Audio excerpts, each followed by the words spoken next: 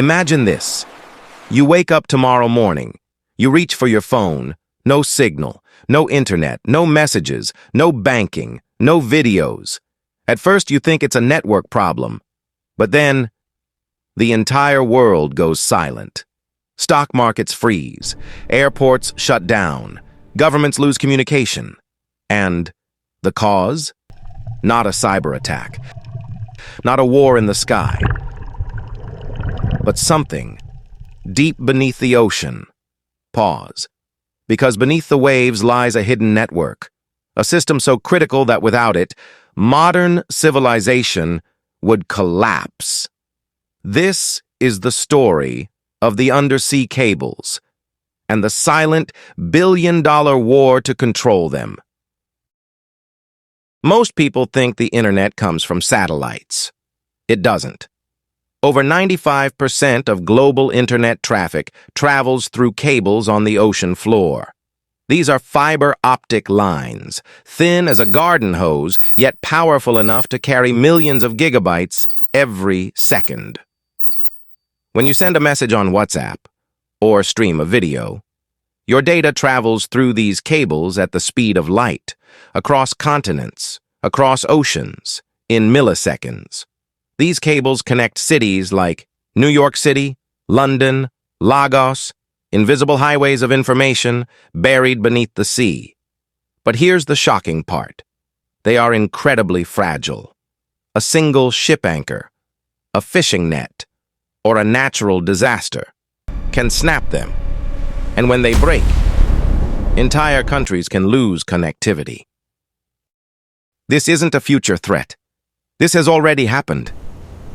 March 14th, 2024. West Africa went dark.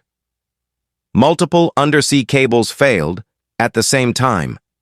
September 6th, 2025. Something snapped beneath the Red Sea. Multiple cables were cut, affecting traffic between continents. In a single moment, 25% of internet traffic between Europe and Asia was disrupted. One country lost nearly a third of its internet capacity overnight. The internet feels unstoppable, but it isn't. It depends on the fragile line hidden beneath the ocean. And when they break, the world goes silent. In the past, governments controlled these cables, but today, that power is shifting to tech giants like Google, Meta, Microsoft. These companies are no longer just building apps. They are building the internet itself. Take Equiano Cable, a massive undersea cable stretching from Europe to Africa, or To Africa Cable, one of the largest cable systems ever built circling the entire African continent. Why? Because owning cables means faster data delivery, lower costs, total control over infrastructure, and ultimately, control over the digital economy. This is no longer just business. It's geopolitics. United States, American tech giants dominate global cable networks. Their strategy? Build private infrastructure and bypass traditional telecom systems. China is fighting back.